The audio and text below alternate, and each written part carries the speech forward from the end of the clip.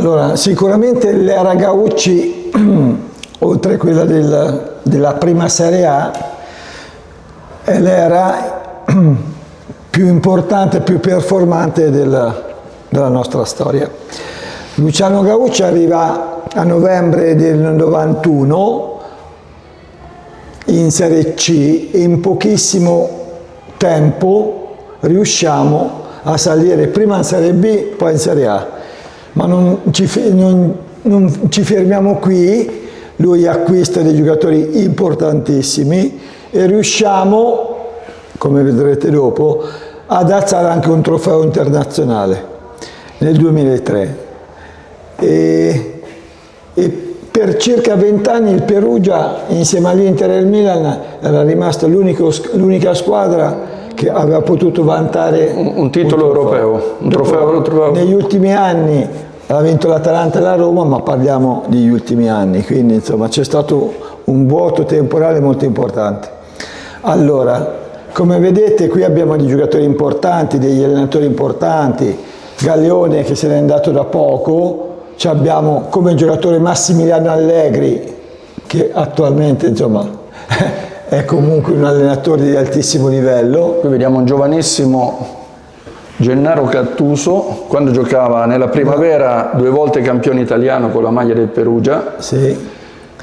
Attualmente commissario tecnico della nazionale italiana, nonché ha vinto, diciamo, tutto, ha vinto il mondiale, ma ha vinto tutto con il Milan. Sì.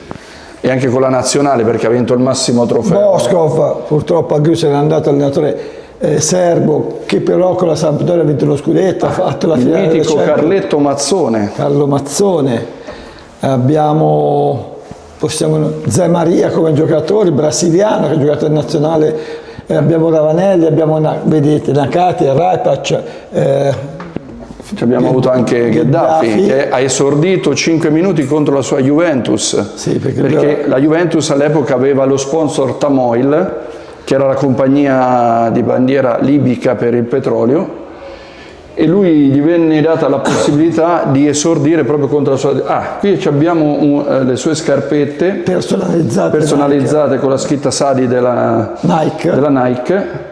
Per cui per l'epoca era già un precursore di queste cose, che adesso tutti i più grandi giocatori hanno le scarpette, per citare Messi, Cristiano Ronaldo e quant'altri, hanno le scarpette diciamo dedicate. Ovviamente in quel periodo c'era anche Materazzi, Grosso, Giunti, cioè parliamo di giocatori... Ravanelli, cioè giocatori che hanno fatto... la storia anche dell'Italia, non solo del anche in altri club, perché Materazzi con l'Inter ha vinto, oltre a essere stato campione del mondo, Grosso.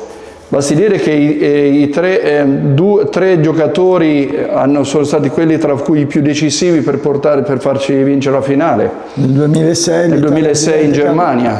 Campione del mondo con 3 ex Grifoni, Grosso, Materazzi e Gattuso. Con ruoli importantissimi. Quindi diciamo che questi sono stati 15 anni forse più importanti della storia del Perugia.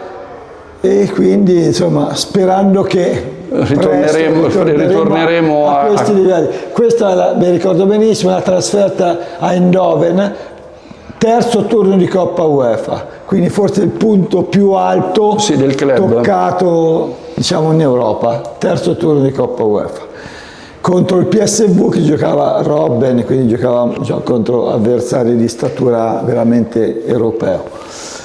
Questo è per quanto riguarda, ci sarebbe da parlare per ogni singola foto per tanto tempo, però diciamo che il museo raccoglie la testimonianza, come ha detto lui prima, di tifosi che hanno donato i propri cimeli, spesso che vengono anche dalla famiglia, il nonno, il padre, il fratello, e quindi che vengono raccolti qui per... Invece che rimanere in un armadio o in un baule così senza niente, qui diamo la possibilità a chiunque che ami o meno il calcio, perché qui abbiamo avuto sempre testimonianze che chi è venuto dentro è stato toccato da un punto di vista emotivo, vuoi per il gioco di luci, per tutte queste cose, però è una sorta di amarcord, cioè Qui vediamo le maglie, abbiamo le più vecchie che sono degli anni 60 fino ad arrivare a tutt'oggi, e noi abbiamo come i palloni, abbiamo quasi tutti i palloni, ci manca il primo pallone che arriverà, che dovrebbe arrivare perché l'abbiamo trovato, anche questo ci verrà donato.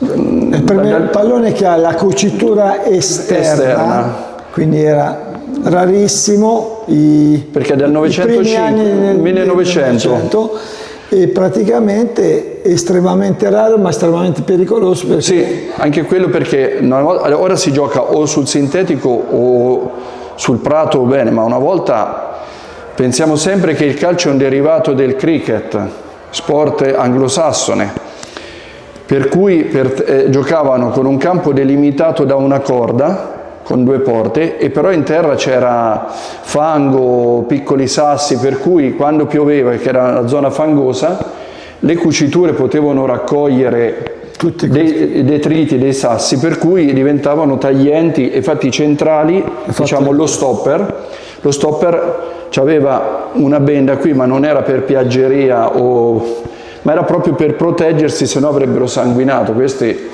sono stati cose che ci hanno tramandato persone che hanno vissuto e hanno subito queste cose.